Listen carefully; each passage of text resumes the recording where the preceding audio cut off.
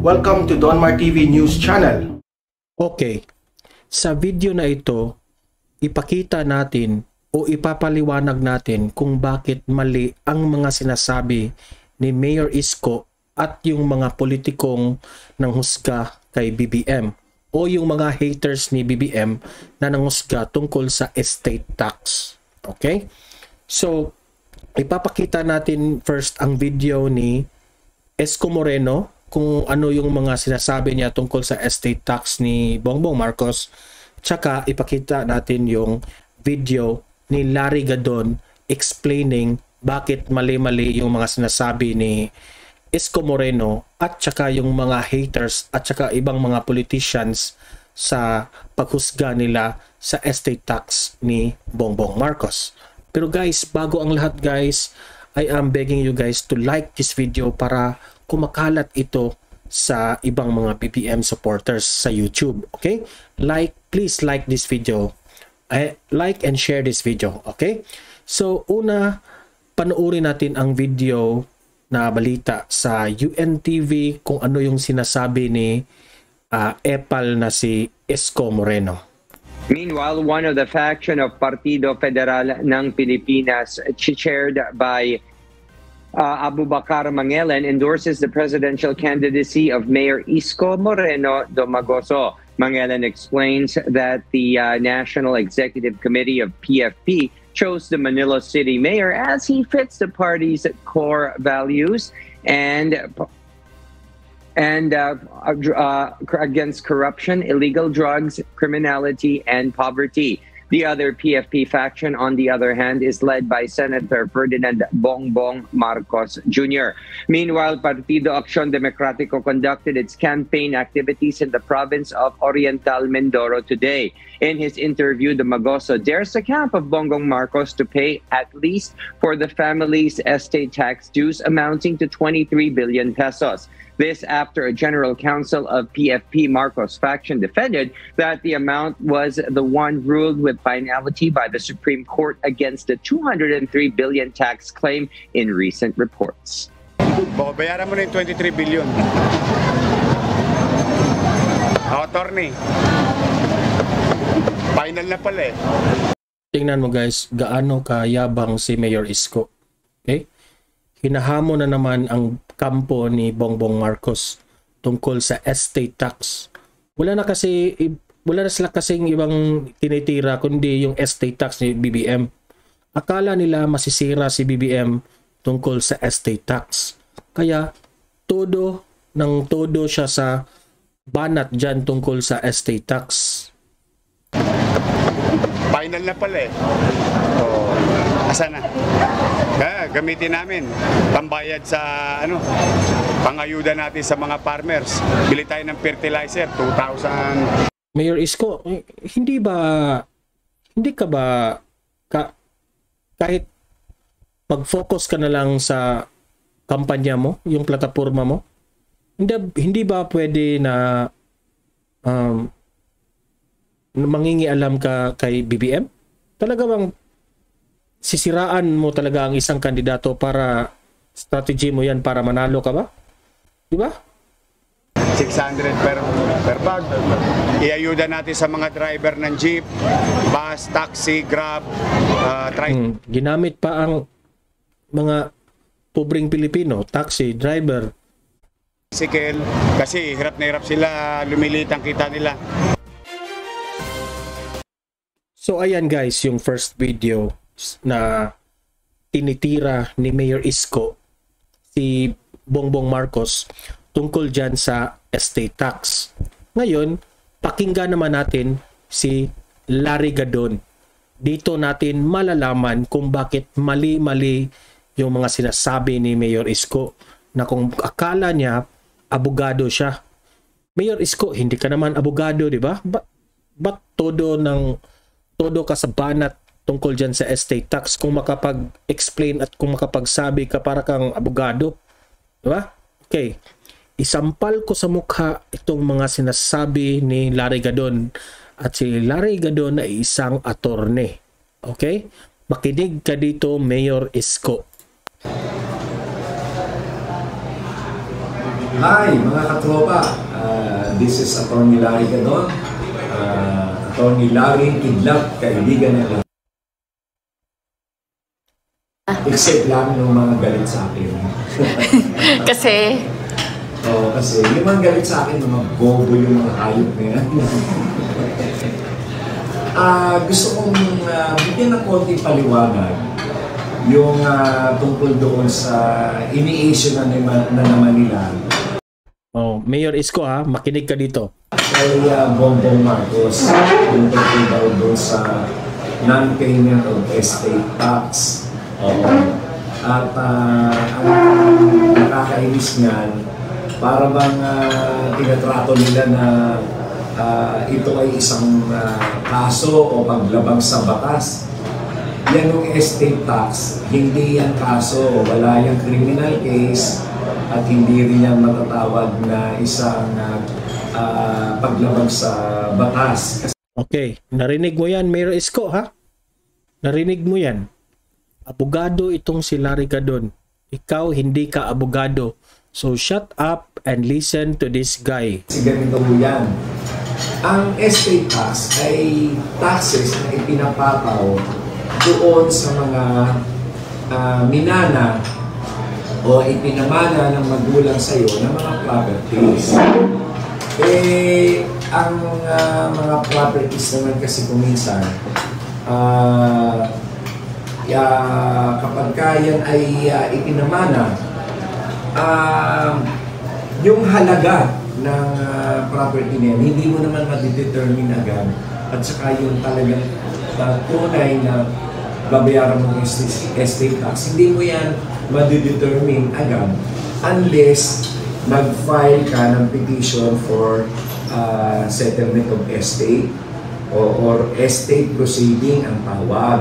Ngayon, halimbawa, meron kang namana na lupa galing sa magulang mo at nagkataon na ikaw ay walang pambayad, wala kang cash na pambayad doon sa estate tax, wala kang nilalabag na batas. Ang mangyayari lang yan, hindi mo mai-transfer yung titulo ng lupa sa iyo. Ngayon, hindi mo nabayaran, wala kang pera, wala kang paglabag sa batas.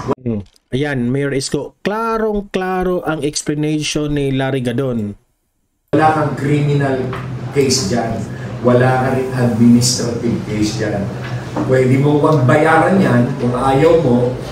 Yun nga lang, pwede ma-forfeit yan. Ang gagawin naman ng gobyerno dyan, pwede nilang i-forfeit yung property o tinatawag dyan ay forfeiture of assets at pwede nilang ibenta. At pagka nabenta ng gobyerno, halimbawa in-auction yan at nabenta at merong bumili, halimbawa ang dapat bayaran mo sa gobyerno ay 10,000 piso at nabenta yung property ng halimbawa ay 15,000 pesos. 10,000 ba yung sinabi ko kanina? Halimbawa, nabenta ng 15,000, di sobra pang 5,000. Yung 5,000 na yon, ibibigay yun doon sa may-ari o nakamana. Pero, papatawad pa rin yon ng tax na pwedeng sabihin na estate tax or whatever tax. Pero, lumalabas dyan, wala kang nilalabag sa batas. Alam niyo ba na napakaraming mga properties na minana ng mga magulang, sa mga magulang na hindi naman talaga nababayaran ng estate tax kasi hindi pa nagkakaroon ng estate proceedings. At yung sa sitwasyon nila Bongbong Marcos, yung mga properties na nakalagay doon na ina-assess nila ng 200 billion, malaking kalokohan yan. Napakalaking kalokohan. Kasi unang-una, bago mo yan mapatawan ng buwis, kailangan magkaroon muna ng estate proceedings. Kailangan i-determine muna kung yung mga properties na yan ay talagang sa kanila o mapupunta doon sa o kasama sa mamanahin. So pakinggan mo mabuti itong explanation ni Larry Gadon. Lahat ng pinapataw nilang 203 billion at estate tax raw ni Bongbong Marcos, lahat yan ay fake news. Diba? Klarong-klaro na pagka-explain ni Larry Gadon. So, listen carefully, Mayor Isko, para masampal ito sa mukha mo. Ng mga anak, ganito ang istorya niyan. Alam niyo yung PCGG, dahil mga ulol yung mga hayop na yun. Diba? Kung i-analyze natin, mas maniniwala ako kay Larry Gadon dahil attorney ito. Kahit supporter ito kay Bongbong Marcos, pero malaki pa rin ang tendency na maniniwala tayo dahil ito ay attorney. Hindi kagaya ni Mayor Isko na hindi ka naman attorney. Kung makaakusa ka, akala mo attorney ka, di ba? Noong panahon ni Cory Aquino, walang ginawa yan na tama, kundi commission na persecution. Mayor Isko, mag-focus ka na lang sa plataforma mo. So, ang ginagawa nila noon, basta meron sila makita o masilip na property na baka, hindi pa sila sigurado na yun ay kila Marcos, may sinasama na nila doon sa listahan ng kanilang mga